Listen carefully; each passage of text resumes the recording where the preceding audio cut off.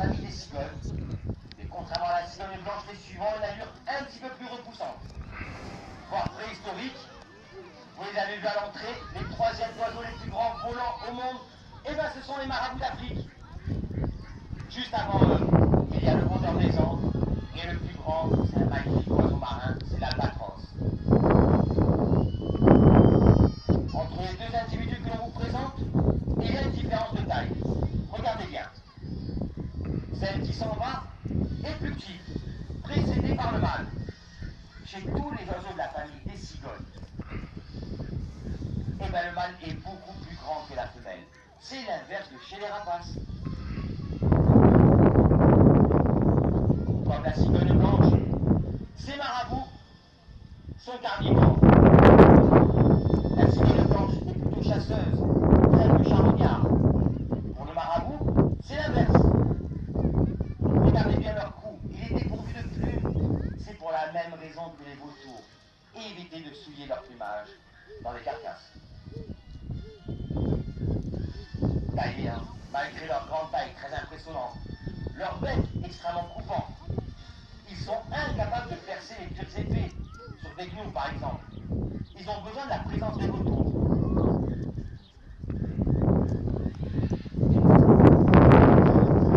Ils vont tout simplement aider les vautours à maintenir les grands mammifères à distance.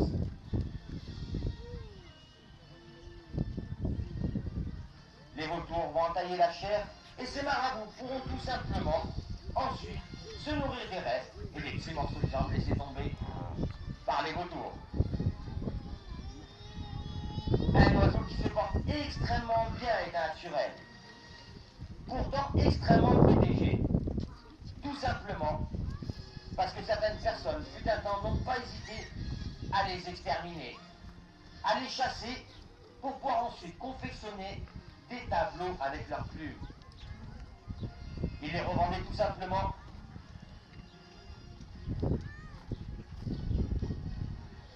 les tableaux à des particuliers. Mais grâce à une protection, ces marabouts se portent extrêmement bien de nos jours. Si bien qu'on peut les trouver dans les ruelles en train de fouiller les poubelles, mais aussi, tout simplement, au bord des abattoirs, des déchetteries, et bien sûr dans une zone beaucoup plus naturelle, telle que tout simplement les zones désertiques, en train de chasser au sol, en harponnant des petites proies, mais aussi en train de se nourrir de petits animaux morts.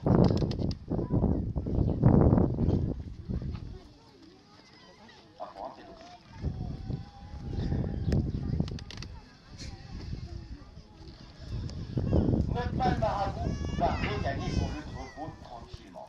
La femelle inquiète ainsi. Et pour la dernière scène de cette représentation, on va accueillir des oiseaux que vous connaissez très certainement. Les suivantes sont symboles d'élégance et de douceur. Elles sont le symbole de l'une de nos régions. On dit même qu'elles amènent les bébés sur les pas des ports. De grande taille qui arrivent, vous les reconnaissez, ce sont les cigognes blanches. De très grandes migratrices. Cigognes blanches carnivores, elles sont accompagnées par d'autres échassiers, légèrement plus petits. Ce sont des ibis rouges, qui vivent en Amérique du Sud, et ceux-là ne sont pas rouges, tout simplement car ils sont jeunes. À peine 4 mois, ils vont commencer à rougir lorsqu'ils ont atteint l'âge de 2 ans. Cigogne blanche, capable de se nourrir de petits poissons et de batraciens dans les cours d'eau peu profonds. Dans les champs, ils vont se nourrir d'insectes, mais aussi de petites souris, de petits oiseaux. Cette cigogne blanche fut un temps, elle a bien failli disparaître. Malheureusement, autrefois, 80% des cigognes qui migraient mouraient de fatigue et de faim.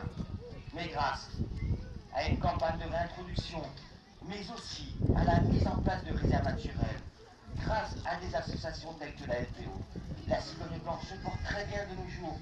On la voit un petit peu partout, aussi bien en Alsace, en Camargue, pas très loin d'ici, du côté de Miramas, où une trentaine de groupes se reproduisent. l'état naturel de nos jours, c'est 3500 groupes. Une réintroduction totalement réussie.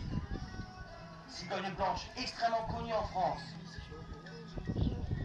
En France, on possède une autre cigogne, la cigogne noire, extrêmement menacée, à peine 30 couples à l'état naturel. Toute réintroduction impossible actuellement, car la cause de sa disparition n'est pas du tout enrayée. Petit ibis rouge, des oiseaux que l'on va trouver dans les zones marécageuses. Avec des pattes légèrement palmées, ils vont se nourrir dans les zones remplies de vases, de petits alpins, de petits crustacés, mais aussi de petits insectes. Tout ce qu'ils pourront attraper tout simplement avec leur bec. Et c'est avec tous ces oiseaux, ces milans noirs, ces cigognes, ce faucon caracara, ces ibis rouges, les milans noirs, que nous allons clôturer notre représentation. Toute l'équipe et moi-même espérons avoir réussi à vous sensibiliser sur la protection de tous ces oiseaux. Mais leur protection passe par la protection de toute la faune et la flore que l'on peut croiser à travers le monde. Et nous espérons surtout que vous avez passé un agréable moment en notre compagnie. Nous vous remercions de votre visite et à très bientôt.